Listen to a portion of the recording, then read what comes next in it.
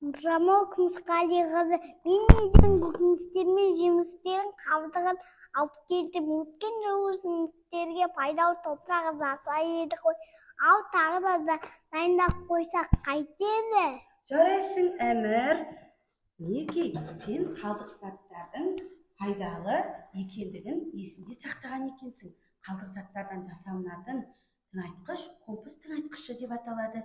Біз тыңайтқышты жасамас бұрын әуелі сол дайындаған тыңайтқышымыздың біздің өсімдікке қандай пайдасы бар екендігін іс жүзінде көрсетейік. Жарайды.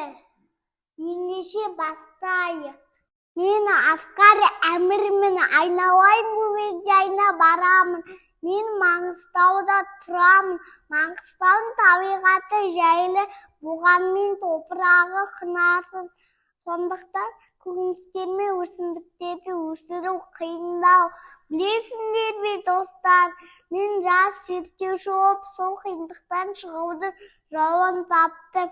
Міне өзім сияқты достарыма істеген жұмысымды бөліскім келеді. Менің ісіме сәттілік деп қойыңыздар. Мынау екі бірдей адас, біреуіне жай топырақ, біреуіне топырақ және компост араластырамыз.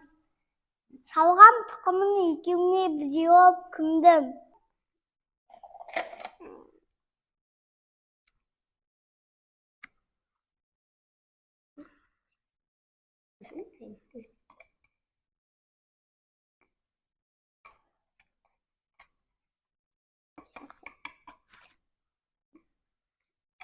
Топырақ құрғақ болған соң су құйдым.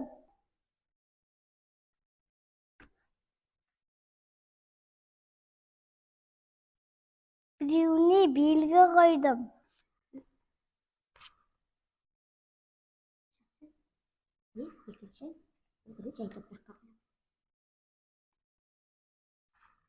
Бұл өсімдік жылу мен жарықты жақсы көреді. Сондықтан мен терезенің алдына қойдым. Арада 15 күн өткен кезде құнарлы топырақтағы егілген тұқымнан өскен пайда болды. Аңғамнан әлде бапта ердім.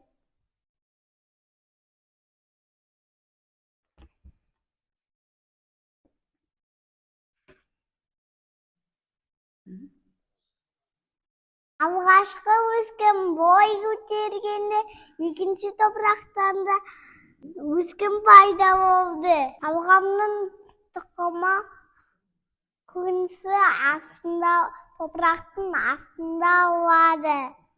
Bir ай өткен кезде құнарлы топыраққа егілген өсімдік көкөніс берді. Ендеше Әмір екеуміз шалғамның көкөнісін алып, топырақтан алып үшін қолғабымызды киіп алайық. Ендеше екеуміз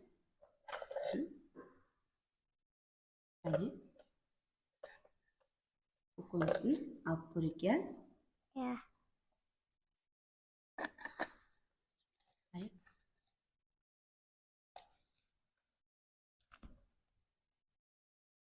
Мені жұмсаттым, енді сен көтеріп ала ғой.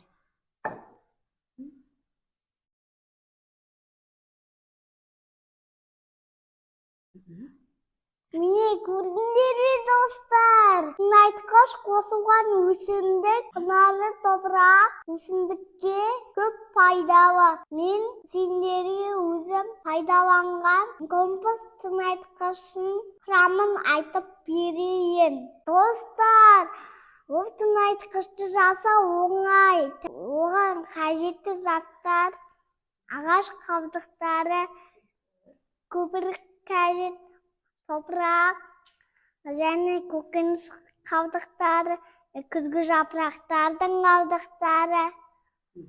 Компост жәшігі өсімдіктер мен көкөністер мен топырақтарына араластыруға болады. Достар, менің бүгінгі жас зерттеу жұмысым сендерге пайдалы деп ойлаймын. Сау болыңыздар.